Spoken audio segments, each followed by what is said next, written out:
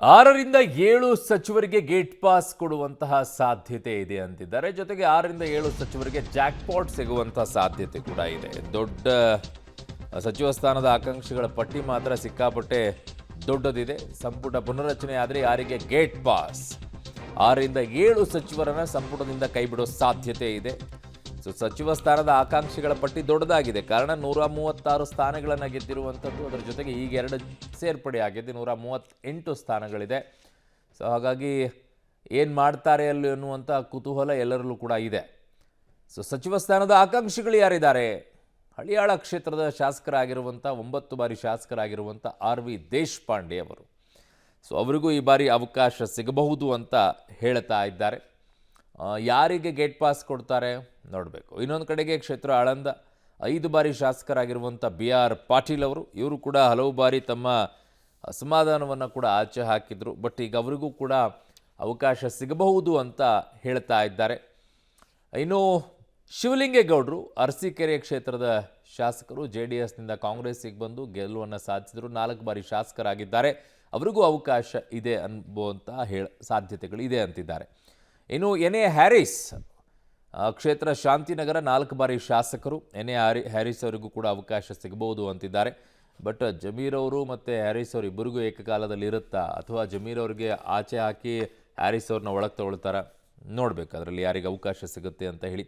ಇನ್ನು ಸಚಿವ ಸ್ಥಾನದ ಆಕಾಂಕ್ಷಿಗಳಲ್ಲಿ ನರಸಿಂಹರಾಜ ಕ್ಷೇತ್ರದ 4 ಬಾರಿ ಶಾಸಕರಾಗಿರುವಂಥ ತನ್ವೀರ್ ಸೇಠ್ ಅವರಿಗೆ ಲೆಕ್ಕಾಚಾರಗಳು ಕೇಳಿ ಬರ್ತಾ ಇದೆ.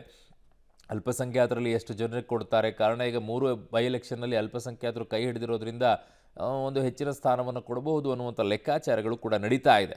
ಇನ್ನು M ಕೃಷ್ಣಪ್ಪ ಕ್ಷೇತ್ರ ವಿಜಯನಗರ 4 ಬಾರಿ ಶಾಸಕರಾಗಿದ್ದಾರೆ. ಬಹಳ ಆಕಾಂಕ್ಷೆಯನ್ನು ಇಟ್ಕೊಂಡು ಕೂತಿದ್ದಾರೆ. ಬಟ್ ಆಗಿಲ್ಲ ಅವರು. ಅವರಿಗೂ ಕೂಡ ಅವಕಾಶ ಸಿಗೋ ಸಾಧ್ಯತೆ ಇದೆ ಅಂತಿದ್ದಾರೆ. ಪಟ್ಟಿ ಮಾತ್ರ ಸಿಕ್ಕಾಪಟ್ಟೆ ದೊಡ್ಡದೇ ಇದೆ, ಹೇಳ್ತಾ ಹೋಗ್ಬಿಟ್ರೆ ಇನ್ನೂ ದೊಡ್ಡದಿದೆ. ಈ ಕಡೆಗೆ ಧಾರವಾಡ ಗ್ರಾಮೀಣ ಕ್ಷೇತ್ರದ ಶಾಸಕರಾಗಿರುವಂಥ 4 ಬಾರಿ ವಿನಯ್ ಕುಲಕರ್ಣಿ ಅವರು. ವಿನಯ್ ಕುಲಕರ್ಣಿ ಅವರ ಮೇಲೆ ಅವರು ಆವಾಗಲೇ ಆಗ್ತಾಯಿದ್ರು, ಬಟ್ ಅವ್ರ ಮೇಲೆ ಆರೋಪಗಳಿದ್ದಿದ್ದರಿಂದ ಅವರಿಗೆ ಅವಕಾಶಗಳಿರಲಿಲ್ಲ. ಆ ನಿಟ್ಟಿನಲ್ಲಿ ಒಂದು ಕೊಲೆ ಆರೋಪ ಅವರ ಮೇಲಿದೆ, ಅವರೇ ಆರೋಪಿಯಾಗಿದ್ದಾರೆ ಅದರಲ್ಲಿ.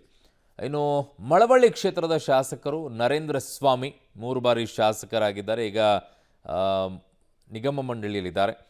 ಅವರಿಗೂ ಕೂಡ ಅವಕಾಶ ಸಿಗಬಹುದು ಅಂತ ಕಾಣಿಸ್ತಾ ಇದೆ. ಈ ಕಡೆಗೆ ಬಸವರಾಜು ರಾಯರೆಡ್ಡಿ ಕ್ಷೇತ್ರ ಯಲಬುರ್ಗ 3 ಬಾರಿ ಶಾಸಕರಾಗಿದ್ದಾರೆ. ಬಹಳ ಆಸೆಯನ್ನು ಇಟ್ಕೊಂಡಿದ್ರು ಈ ಬಾರಿ ಆಗಬಹುದು ಅಂಥೇಳಿ. ಬಟ್ ಅವರಿಗೆ ಕೊಡದೇ ಇರೋದೇ ಬಹಳ ಆಶ್ಚರ್ಯವನ್ನು ಉಂಟು ಮಾಡಿತ್ತು ಆರಂಭದಲ್ಲಿ. ಇನ್ನು ಅಜಯ್ ಸಿಂಗ್ ಜೇವರ್ಗಿ 3 ಬಾರಿ ಶಾಸಕರಾಗಿದ್ದಾರೆ. ಧರ್ಮಸಿಂಗ್ ಅವರ ಮಗ, ಮಾಜಿ ಮುಖ್ಯಮಂತ್ರಿ. ಅವರಿಗೆ ಅವಕಾಶ ಈ ಬಾರಿ ಸಿಕ್ಕಿರಲಿಲ್ಲ. ಕಾರಣ ಅಲ್ಲಿ ಪ್ರಿಯಾಂಕಾ ಖರ್ಗೆ ಅವರು ಆ ಕಡೆ ಕೊಟ್ಟಿರೋದ್ರಿಂದ ಅವರಿಗೂ ಕೂಡ ಈ ಬಾರಿ ಅವಕಾಶ ಸಿಕ್ಕಿರಲಿಲ್ಲ. ಈಗ BK ಹರಿಪ್ರಸಾದ್ ಅವರು ಮೇಲ್ಮನೆ ಸದಸ್ಯರು, ಮೊದಲ ಬಾರಿ ಅವರು ಮೇಲ್ಮನೆ ಸದಸ್ಯರಾಗಿದ್ದರಿಂದ ಅವರಿಗೆ ಅವಕಾಶ ಕೇಳ್ತಾನೆ ಇದ್ದಾರೆ. ಕಾರಣ ಅವರು ದೆಹಲಿಯಲ್ಲಿ ಕೂತ್ಕೊಂಡಿದ್ರು, ಕರ್ನಾಟಕಕ್ಕೆ ಬಂದ ಮೇಲೆ ಆಸೆ ಇಟ್ಕೊಂಡಿದ್ರು, ಬಟ್ ಆಗಿಲ್ಲ ಅವರಿಗೆ. ಪೊಲಿಟಿಕಲ್ ಬ್ಯೂರೋಯಿಂದ ನನ್ನ ಸಹೋದ್ಯೋಗಿ ಸುಖೇಶ್ ನನ್ನ ಸಂಪರ್ಕಕ್ಕೆ ಸಿಗ್ತಾ ಇದ್ದಾರೆ. ಸುಖೇಶ್, ಯಾರು ಇನ್ ಯಾರು ಔಟು?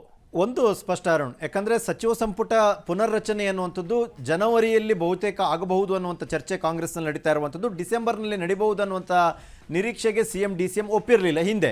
ಆದರೆ ಇತ್ತೀಚಿನ ಕೆಲವು ಬೆಳವಣಿಗೆಗಳು ಅಥವಾ ಕೆಲವೊಂದು ಸಚಿವರುಗಳ ವಿರುದ್ಧ ಕೇಳಿ ಬಂದಂಥ ಆರೋಪಗಳು ಇವೆಲ್ಲವನ್ನು ನೋಡ್ತಾ ಹೋದಾಗೆ ಮತ್ತು ಅದರಿಂದ ಆಗಿದ್ದಂತಹ ಡ್ಯಾಮೇಜ್ ಏನಿದೆ ಅವನ್ನೆಲ್ಲ ಸರಿಪಡಿಸಲಿಕ್ಕೆ ಒಂದು ಸರಿ ರಿಶಫಲ್ ಆದರೆ ಒಳ್ಳೆಯದು ಅನ್ನುವಂಥ ಒತ್ತಡ, ಜೊತೆಗೆ ಸಚಿವ ಸ್ಥಾನದ ಆಕಾಂಕ್ಷಿ ಇರುವಂಥ ಶಾಸಕರುಗಳು ಕೂಡ ಪದೇ ಸಚಿವ ಸ್ಥಾನದ ಹೇಳಿಕೆಯನ್ನು ಕೊಡ್ತಾ ಇರುವಂಥದ್ದು, ಇವೆಲ್ಲವೂ ಕೂಡ ಎಲ್ಲ ಒಂದು ಕಡೆ ಸಹಜವಾಗಿ ಕುತೂಹಲ ಮೂಡಿಸ್ತಾ ಇರುವಂಥದ್ದು ಸಚಿವ ಸಂಪುಟ ಪುನರ್ರಚನೆ ಆಗುತ್ತಾ ಶೀಘ್ರವಾಗಿ ಅನ್ನುವಂಥ ವಿಚಾರಕ್ಕೆ.